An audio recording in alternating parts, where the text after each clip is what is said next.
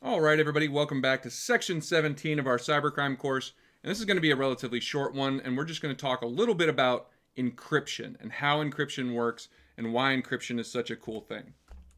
So, first off, what do we mean when we say encryption? Okay, encryption is the process of taking some message. It could be, a note saying "we attack at dawn," or it could be any amount of digital data, collections of ones and zeros.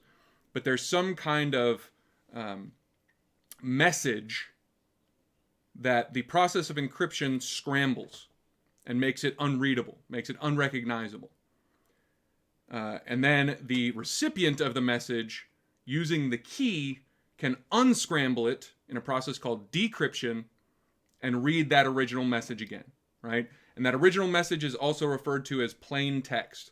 So the creator writes something out in plain text. The encryption process turns that into the scrambled, jumbled mess.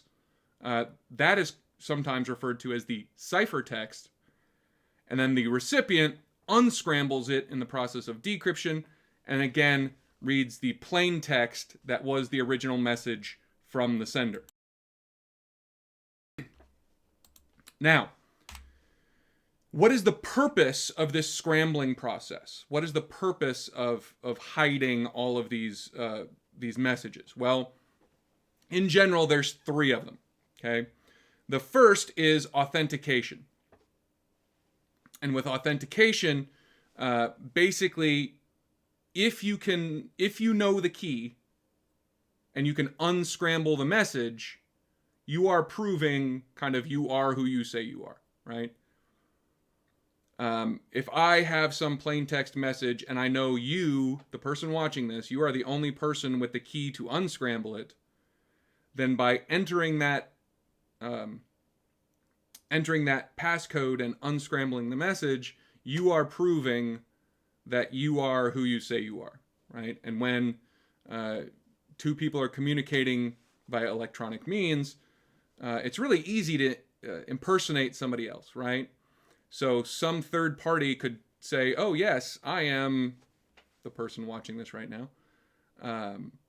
But if they don't know the password, if they don't know the key to decrypting the messages I'm sending, I'm not going to believe them.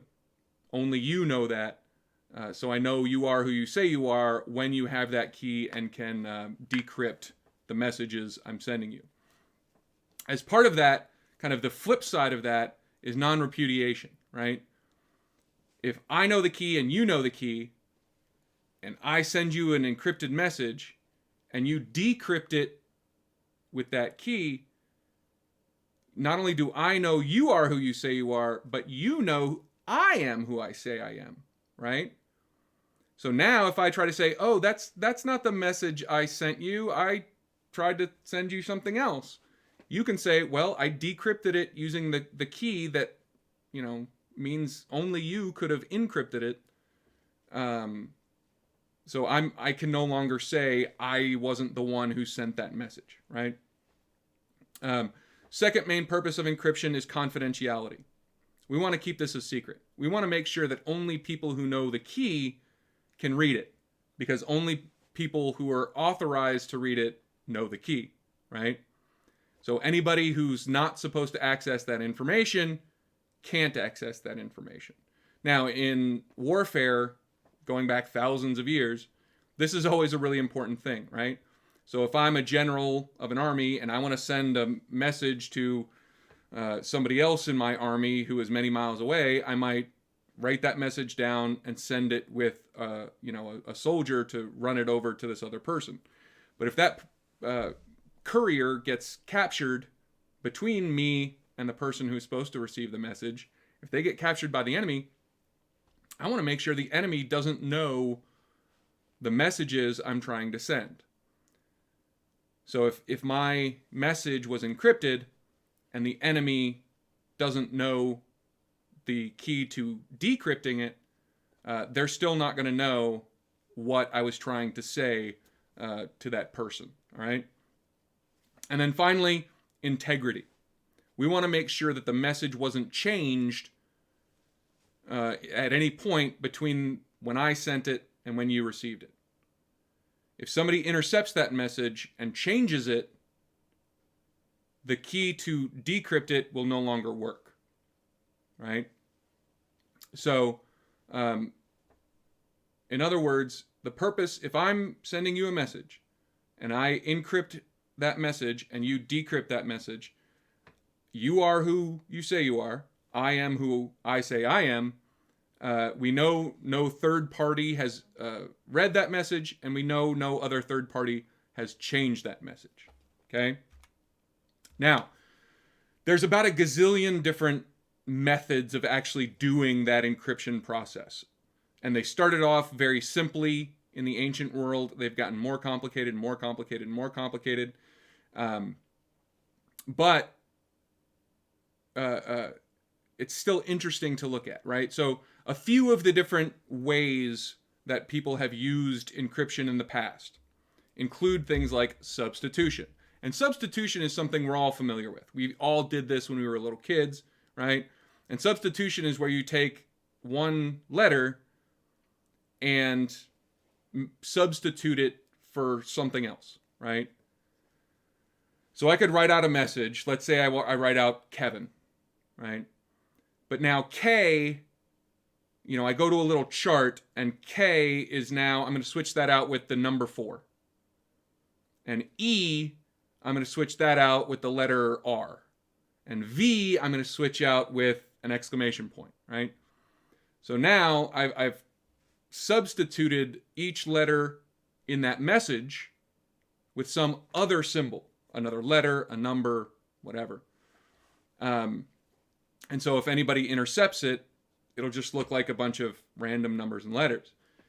But the recipient, who theoretically has the same chart equating each letter to another symbol, will be able to use that same chart to go back from that symbol to the original letter and read the original message. Now, this is classic. Groups throughout history have used this basic operation. The problem is, in any given language, each letter appears a very known percentage of the time. So if I capture a nice, big, long message using a substitution cipher, all I have to do is look at, say, okay, I know the letter E appears in the English language approximately, I think it's 16% of the time. So what symbol in this giant message appears roughly 16% of the time? That's probably E, right? And the letter S appears a certain percentage of the time. So whatever symbol appears that percentage of the time, that's probably S. And using that kind of technique, it's relatively easy to decrypt a substitution cipher, even if you don't actually have the key. Another thing you can do is transposition. And transposition is where you shift letters a certain amount, right? Either, you shift the first letter in the message to the right 2 spaces, and the second letter you shift to the left 1 space, and all those things. Or even more commonly, you can shift letters up or down the alphabet, right? So if I wanted to write Kevin, I could take the K and put the next letter in the alphabet there. So it would be L. If I wanted to change the E, I would just switch that to F, right? So there is a rumor, I don't know if this is true, but there is a rumor that the computer in the book and film 2001 was named Hal because the letter that comes after H is I, the letter that comes after A is B, and the letter that comes after L is M. So in other words, the name of that computer, HAL, was a subtle reference to the computer company IBM. Now, I don't know if that's true, but that is kind of the rumor. Another thing we can do is use obscure languages. And this was famously used by the United States military in World War II. In the Pacific Theater, the United States military purposefully recruited Native Americans who spoke the Navajo language, and they would put one Navajo speaker with, a Marine unit and another Navajo speaker with ships at sea, And then if the Marines wanted to communicate with the ships at sea, the Navajo speaker would get on the radio, use their language to communicate with the other Navajo speaker on those ships. And that way they could pass messages back and forth over the radio, and the Japanese could overhear them all they wanted, but nobody in Japan spoke Navajo, so they couldn't understand what was being said over that radio connection. Another thing that is commonly used are physical devices that somehow encrypt and decrypt messages. In its most simplistic form, this was used thousands of years ago by the Roman army. Each Roman unit had a big eagle, like metal eagle thing. And importantly, that eagle had to be held on a wooden pole of a certain diameter. So every Roman unit had this big eagle, but again, importantly, on this wooden pole, and each one of those wooden poles was a certain diameter, certain thickness, right? So now when Romans wanted to pass secret messages, they would take a piece of paper, wrap it around the pole in a kind of a spiral shape, and then write their message vertically around on that paper. And then when they unwound the paper, it looked like just kind of a random series of letters. It didn't make any sense if you read it just down the strip like that. But if you then wrapped it around a pole of the same diameter, you could now read it vertically again and figure out what that message was. Okay? In a more modern sense, again going back to World War II, the Nazis used a machine called the Enigma machine. And the Enigma machine looked essentially like a really fancy typewriter. But when you hit a key on the keyboard, a light corresponding to one of the letters in the German language would flash on. And then the dials would rotate and crazy changes would happen within the machine. And then you'd hit another letter on the keyboard and another light would flash on and dials would rotate. And it was an incredibly difficult, incredibly complex method of encrypting messages. And it took a long time for the Allies to figure it out. But importantly, one of the first kind of basic computers, depending on how you define the word computer, some of the first computers, or at least proto-computers, were developed in order specifically to crack this German Enigma code, because it was way too complex a process for human beings to crack this incredibly complex process used by the Nazis with these Enigma machines. But computers could do it. So it was that cracking of the Enigma code by the British and the Polish that really jump-started a lot of computing history, right? There's a really brilliant movie about this. Not the most historically accurate, but it's still a really good movie called The Imitation Game. And if you're interested in that kind of thing, it stars Benedict Cumberbatch as Alan Turing. Sorry, his name jumped out of my head there for a minute. Alan Turing, who is the real-life British mathematician who helped crack the Enigma code in World War II and went on to be kind of widely considered the father of computing. Brilliant movie. Again, not perfectly historically accurate, but, close enough. And highly recommended. Now, here's where we get into the truly modern era. So every one of the techniques I've discussed so far has relied on symmetric encryption, i.e. the key that the person doing the encrypting has to have is the exact same as the key that the person doing the decrypting has to have. So in other words, if I want to send you an encrypted message, I have to know the one key and you have to know that same key, right? But now think about this. what if we're at war and I'm the government of my country, I'm the general on the home front, and you're on a Navy ship many, many miles away from me. And we're communicating via radio using a certain method of encryption where I know the encryption key, you know the encryption key, so we can send encrypt and decrypt messages, send them back and forth. But now I get word that the enemy has cracked that password. That process of encryption and decryption is no longer secure. Somebody found out the password. How can I now communicate with you in an encrypted way? I can't, right? Because in order to set up a new password, a new system, a new key, I can't do that outside of, writing it down on a piece of paper, giving it to somebody, and having them take another boat out to catch you. There's no fast way. There's no way using, radio communications or satellite communications or any kind of remote communications to get that new key to you without the enemy also getting it, right?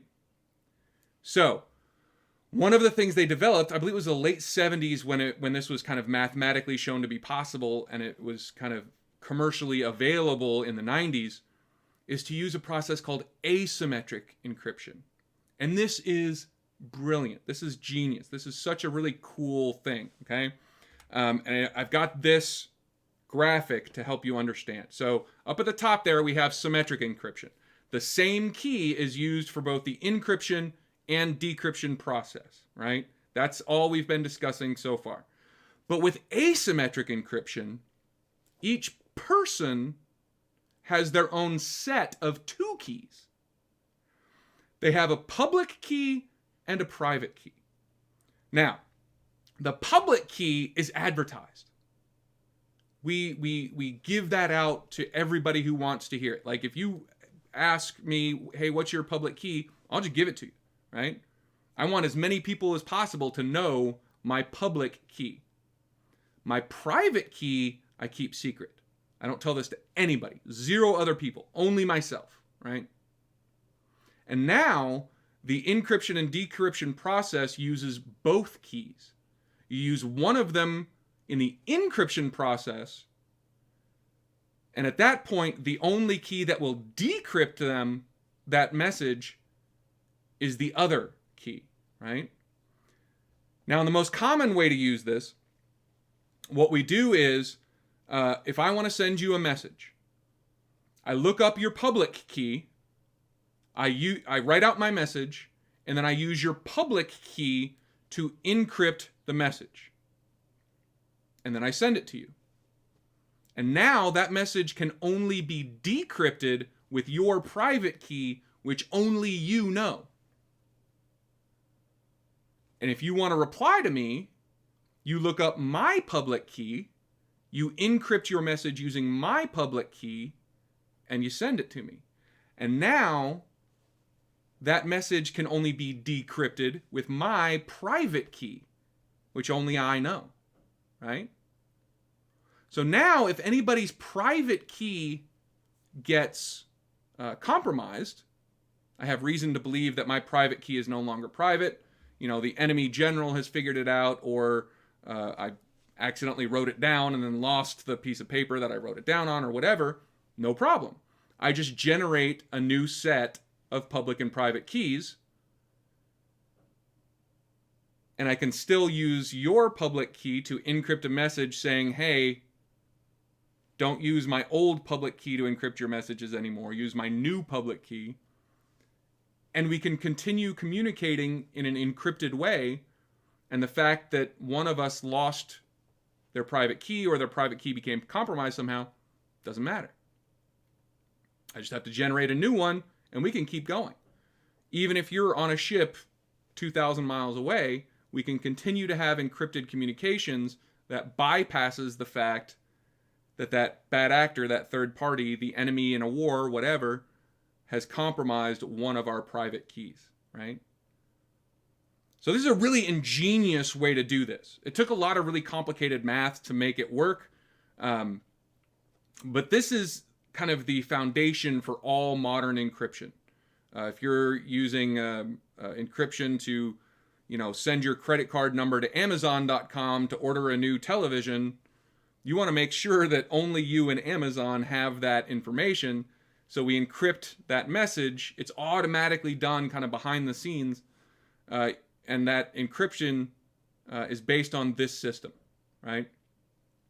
Now, you can also use this in the opposite direction. And this is kind of weird. This is, takes a little bit of thinking about. Why would you want to, right? So, in other words, if I wanted to send you a message, I could encrypt it using my private key and then send it to you. And when you receive it, you use my public key to decrypt it. Now, you might think to yourself, why would you want to do that? Because anybody who wants to could intercept that message and decrypt it, because the key to decrypt it is public. What does that gain you? But think about our reasons for using encryption again, right? It's not just to keep the message a secret. That is useful, but in a lot of instances, I don't care about keeping something secret.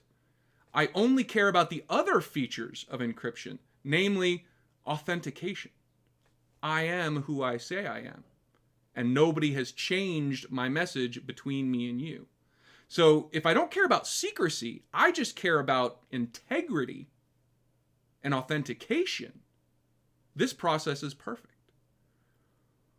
So now you're a company and you're announcing a new product or whatever, and you write up a whole list of specs and all the things you want to put out about this product. But you want to make sure that nobody changes it, nobody modifies it, and when people receive this announcement, they know it's from you. Well, now all you have to do is encrypt that message with your private key and send it out.